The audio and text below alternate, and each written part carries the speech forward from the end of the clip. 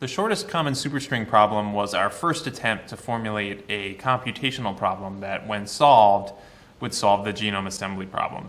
But we have a lingering issue with the shortest common superstring formulation, which is that if the genome is repetitive, it will tend to overcollapse the repeats. It will assemble fewer copies of the repeats than are actually there. So in this lecture, we're going to start to consider an alternative algorithm. So whereas before we used something called an overlap graph, this time we'll use a slightly different kind of graph called a De Bruijn graph. Like the overlap graph, the De Bruijn graph is also a directed graph. So that is, it has edges, and those edges have a direction. So let me start with an example that's not really a De Bruijn graph yet, but it gives you some idea of what we're going to be doing here. So say that we have the following phrase, tomorrow and tomorrow and tomorrow, and we want to turn it into a particular kind of graph. So first, we'll make one node for every distinct word that's present in our phrase. And this is easy because there are only two distinct words in our phrase, the word tomorrow and the word and. And then for every pair of adjacent words in our phrase, we'll add the corresponding directed edge to our graph. So for the first two words, tomorrow and, we'll add an edge that goes from tomorrow to and, like this. And then for the next two words, and tomorrow, we'll add an edge that goes from and to tomorrow, and so on. So we'll end up with a graph that looks like this. So note that this graph can have more than one edge pointing from one node to another. So for example, from tomorrow to and, there are two edges. So this is sometimes called a multigraph. So our De Bruijn graph will be a multigraph. Okay, so let's switch to DNA, and let's build our first De Bruijn graph. So first we have to assume something about the sequencing reads that we're getting. We have to assume that the sequencing reads that we get consist of each of the substrings of the genome of length k. In other words, consists of each of the k-mers from the genome, and that each k-mer is sequenced once. So for every offset in the genome, we're going to extract that k-mer, and then our sequencing output is just going to be basically a list of all the k-mers in the genome. So if this is the genome that we're sequencing, we're assuming that our reads look like this. Here are all the 3-mers from the genome. And this is not a very realistic assumption, right? But we'll revisit this later on. So we'll stick with this assumption for now, but then later we'll talk about why it's not really a great assumption to make. So now to build the De Bruijn graph. So we're going to examine each of these k-mers, each of these sequencing reads in turn. And then for each k-mer, we're going to make some corresponding additions to our De Bruijn graph. For each k-mer, we're going to extract its left and right k-1-mers. So by k-1-mer, I just mean a substring of length k-1. So in this example, k equals 3. So a k-mer is a 3-mer. And then a k-1-mer we'll call a 2-mer. So here's a 3-mer, and here are its left and right 2-mers. So to update the De Bruijn graph, first we'll add a node for the left 2-mer, which is AA. And then we'll do the same for the right 2-mer, except for that the right 2-mer is also AA. So we don't need to add a new node because AA is already there. Then we add a directed edge that points from the left to the right 2-mer. But in this case, both the left and the right 2-mers are AA, so we're going to make an edge that points from AA back to AA. So that's the first k-mer. Now let's add the second k-mer. So again, we're going to look at its left and right 2-mers, which in this case are AA and AB. We'll add a node for the left 2-mer if needed, but in this case it's not needed because AA is already there. And then we'll add a node for the right 2-mer, which is AB, and then we'll add a directed edge from the left to the right 2-mer, so from AA to AB.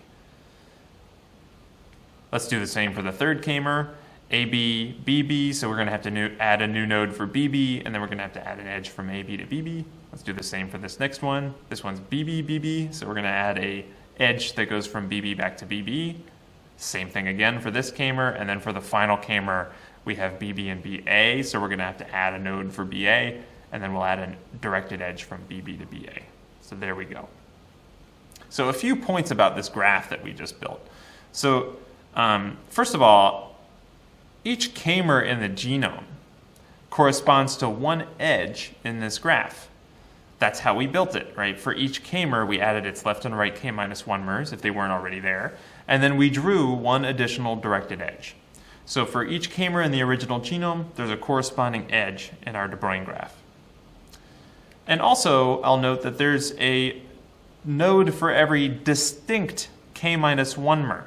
So if the k-1 mer, when we were adding the nodes and edges, if a k-1 mer already had a node in the graph, we did nothing. But if it didn't have a node in the graph, then we added it. So at the end of the day, the nodes are going to correspond to all the distinct k-1 mers from the genome. So here's a question. So let's say I hadn't shown you the genome sequence, and all I showed you was this De Bruijn graph, which was built over the genome's 3 mers. Could you then go and reconstruct the sequence of the original genome from this graph? So just think about that for a few moments. So it turns out the answer is yes. So a reconstruction of the original genome corresponds to a walk through the graph. In other words, we can start at some node in this graph and then move through the graph from node to node, following the edges as we go, respecting the direction of each edge. So we're always going to walk in the direction of an edge. And we can reconstruct the genome as we go. So the walk here that allows us to reconstruct the genome is the walk that crosses each edge exactly once. Another way of thinking of that is that it uses each k-mer exactly once. So in the case of this graph here, the walk goes like this, and it'll look familiar because this is also the order in which we added the edges. So we'll start here in this AA node, and we're going to follow this first edge here, which takes us from AA back to AA. And at this point, we've reconstructed the first 3 characters of the genome, the first 3-mer of the genome. Now let's follow the second edge. That allows us to tack on a B to the reconstruction of the genome. Now let's follow this edge. We're going to tack on another B, and then we'll follow these 2 edges, both of the edges that go from BB back to BB, and that causes 2 more Bs to be appended on, and then we'll follow this last edge and append one last A. So we successfully reconstructed the original genome sequence here. So here's a bit of vocabulary. So I'll walk through a directed graph that visits each edge, that crosses each of the edges in the graph exactly once. It has a special name. It's called an Eulerian Walk. So not every graph that you can possibly write has an Eulerian walk, but a graph that does is called an Eulerian graph. And as it turns out, using the assumptions that we made about the sequencer, saying that we get each k-mer of the genome exactly once, if we go ahead and construct the graph according to this procedure, the graph will always be Eulerian. It will always have an Eulerian walk, which is our way of reconstructing the genome sequence. So this actually gives us a new algorithm for solving the assembly problem. We take our reads, we build the corresponding De Bruijn graph, which is Eulerian as long as we had one read for every k-mer. And an Eulerian walk through the graph, it gives us a reconstruction of our original genome. So we'll see this idea in action in the following lecture.